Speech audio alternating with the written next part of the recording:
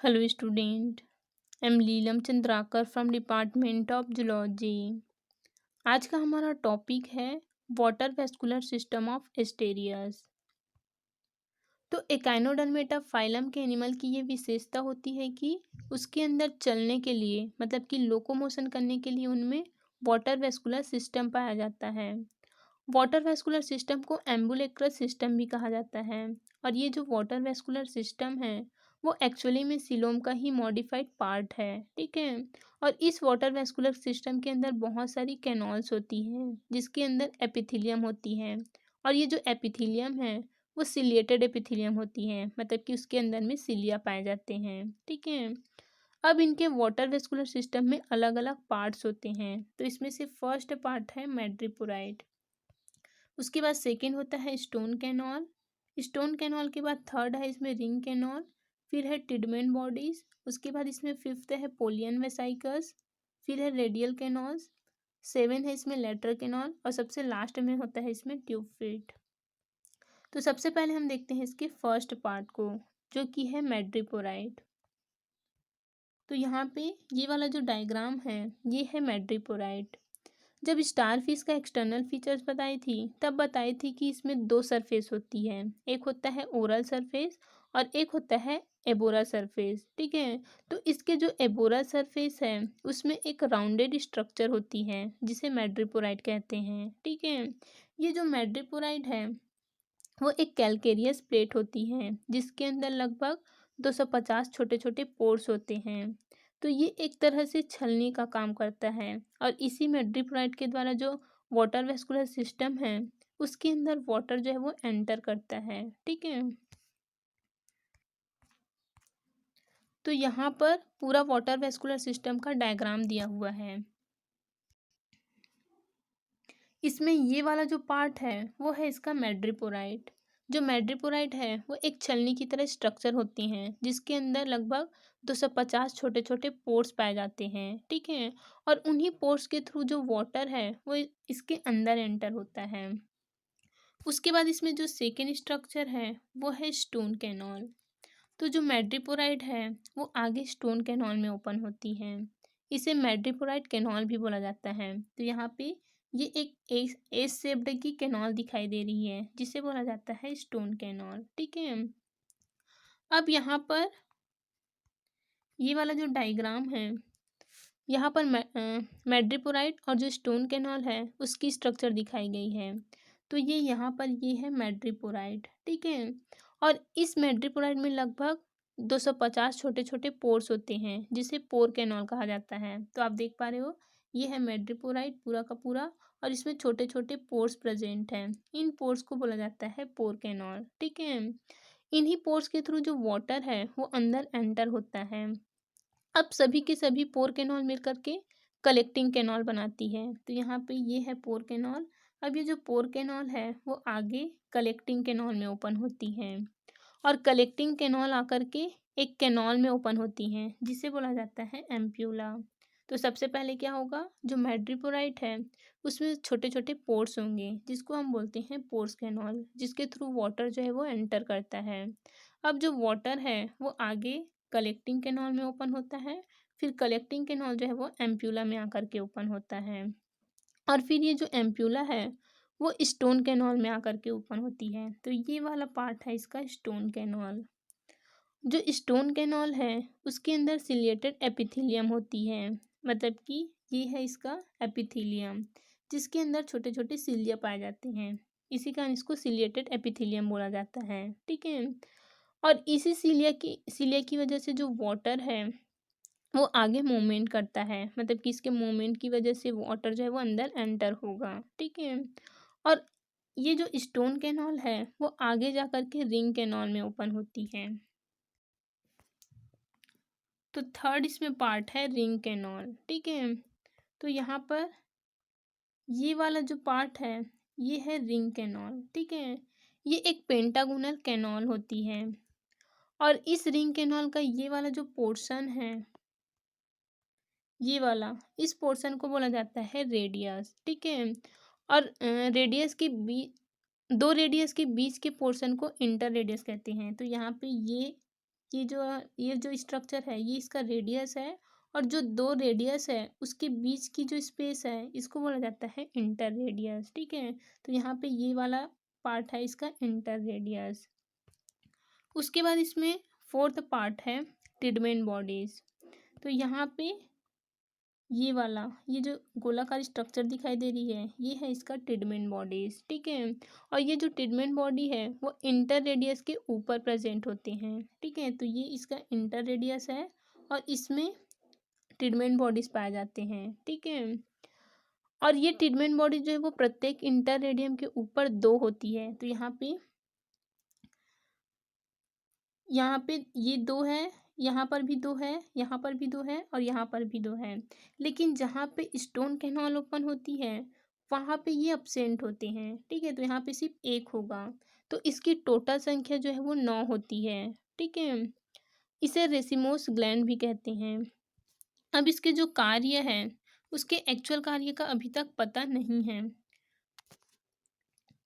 कुछ का मानना है कि ये जो टिडमेन बॉडीज है वो फिल्टरिंग प्लेट का काम करती है, और कुछ कहते हैं कि ये एंजाइम बनाने का काम करती है, और कुछ का मानना है कि ये लिम्फेटिक ग्लैंड की तरह काम करती है जो कि लिम्फोसाइट्स बनाती है। ठीक है, और साथ ही ये एम्बीबोसाइट सेल्स भी बनाने का काम करती हैं जो कि वाटर वेस्कुलर सिस्टम में छोड़ दी जाती है। ठीक है,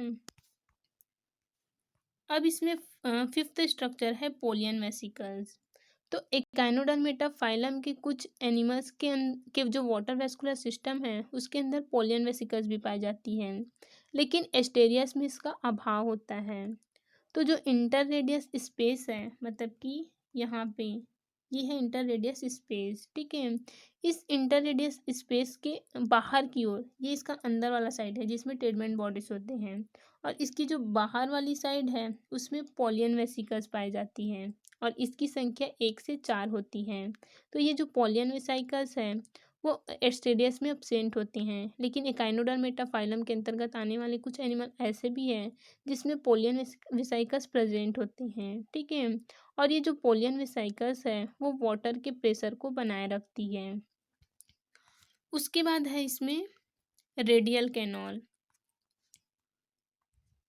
अब रिंग कैनॉल से रेडियल कैनॉल जाती है, तो यहाँ पे ये है रिंग कैनॉल। ठीक है, अब इस रिंग कैनॉल से इस प्रकार से स्ट्रक्चर निकली हुई है, इसको बोला जाता है रेडियल कैनॉल। ठीक है, तो प्रत्येक भुजा में जो एम्बुलेक्रल ग्रूव है उससे होकर रेडियल कैनॉल जाती है और टर्मिनल स्पाइन तक वो फैली रहती है।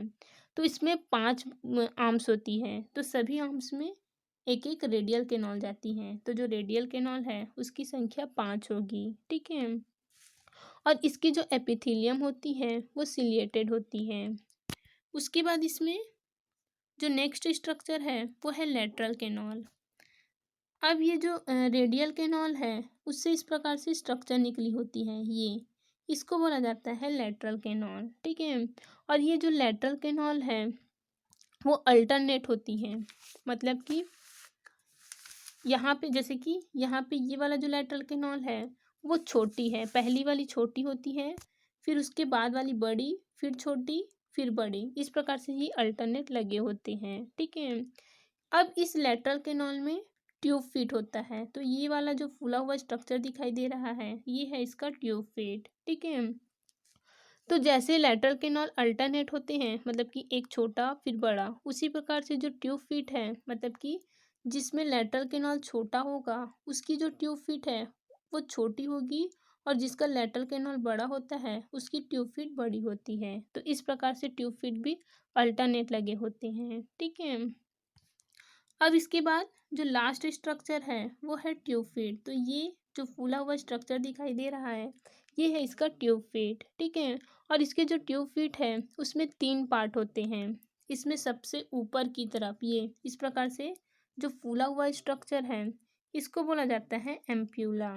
ठीक है, और एम्प्यूला के बाद में जो नलिकाकार भाग होता है इस प्रकार से, मतलब कि ये वाला जो नलिकाकार भाग है उसको बोला जाता है पोडियम, और पोडियम के बाद में इस प्रकार से इसमें सकर्स होते हैं। ठीक है, तो इसके 3 पार्ट हैं, फर्स्ट है एम्प्यूला, सेकंड है पोडियम और थर्ड होता है सकर्स। ये तीनों स्ट्रक्चर मिल करके इसका ट्यूब फीट बनाते हैं, ठीक है। तो इस प्रकार से इसके कंप्लीट पार्ट है वाटर वेस्कुलर सिस्टम के अंदर। अब देखते हैं इसके लोकोमोशन को, मतलब कि इसके अंदर मूवमेंट कैसे होता है। अब इसके अंदर जो मूवमेंट होता है वो हाइड्रोलिक मूवमेंट होता है, हाइड्रोस्टैटिक प्रेशर बनता है। तो ये जो हाइड्रोलिक मूवमेंट है वो होता कैसे है, तो सबसे पहले ये है इसका मैड्रिपोराइट, ठीक है। तो इन मैड्रिपोराइट के अंदर जो पोर्स है उसके थ्रू वाटर जो है वो एंटर करता है, और जब वाटर एंटर करेगा तो वाटर जो है वो इस मैड्रिपोराइट से फिर स्टोन कैनाल में जाती हैं, ठीक है। अब स्टोन कैनाल से फिर वाटर रिंग कैनाल में जाएगी, और रिंग कैनाल से रेडियल कैनाल में जाती है, ठीक है। अब ये जो रेडियल कैनाल है उससे वाटर इस प्रकार से लेटरल कैनाल में जाती हैं, और लेटरल कैनाल से जो वाटर है वो इसके ट्यूब फीट में जाती हैं, ठीक है। तो लास्ट में वाटर जो है वो ट्यूब फीट में जाता है, और जैसे ही वाटर ट्यूब फीट में जाता है तो जो प्रेशर बनता है इसके अंदर सिलिएटेड एपिथेलियम होती है। तो मैंने बताया था कि जो स्टोन कैनाल है उसकी जो एपिथेलियम होती है वो सिलिएटेड होती है। तो इसी सिलिया के मूवमेंट से वाटर जो है वो अंदर एंटर करता है, ठीक है। तो लास्ट में वाटर जो है वो इस प्रकार से इसके ट्यूब फीट में आता है, ठीक है। जब ट्यूब फीट में पानी आता है तो इसके अंदर जो प्रेशर बढ़ता है,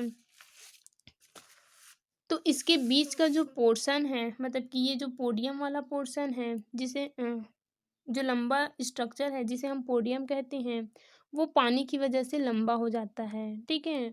और फिर लास्ट में इसमें सकर्स होते हैं जो आगे जाकर के किसी आधार से चिपक जाते हैं, ठीक है। और चिपकने के बाद वो एनिमल जो है वो आगे की ओर खिसक जाता है। अब इसे जिस ओर जाना है, जिस डायरेक्शन में इसे जाना है, उस भुजा को वो पहले थोड़ा सा ऊपर की ओर उठाता है, ठीक है। जब वो भुजा ऊपर की ओर उठती है तो इसके भुजा के अंदर जो एम्बुलेक्रल ग्रूव है उसके अंदर रेडियल कैनाल है, और इस रेडियल कैनाल से लेटरल कैनाल निकली होती है, और फिर लेटरल कैनाल में ट्यूब फिट होता है। तो जब ये भुजा को ऊपर करते हैं तो उसमें लगे हुए जो ट्यूब फिट है उसको फैलने का स्पेस मिलता है, ठीक है। तो जब ट्यूब फिट बाहर निकलेगा तो वो लंबाई में बढ़ेगा, और लंबाई में बढ़ने के कारण वो आगे किसी आधार से जाकर के चिपक जाते हैं, ठीक है। तो जिस ओर इसे चलना है उस ओर की ये आर्म को ऊपर कर लेता है, मतलब कि उस ओर की जो भुजा है उसको ये ऊपर उठा लेता है, ठीक है। जिससे वाटर का जो एंटर है वो उस एक आर्म के अंदर ज़्यादा होगा, और इस प्रकार से इसमें मोमेंट होगा, ठीक है। तो ये है इसमें मोमेंट, मतलब कि लोकोमोशन। तो इसमें लोकोमोशन जो है वो ट्यूब फीट के द्वारा होता है, ट्यूब फीट के द्वारा ये एक जगह से दूसरे जगह में मूवमेंट करता है, ठीक है।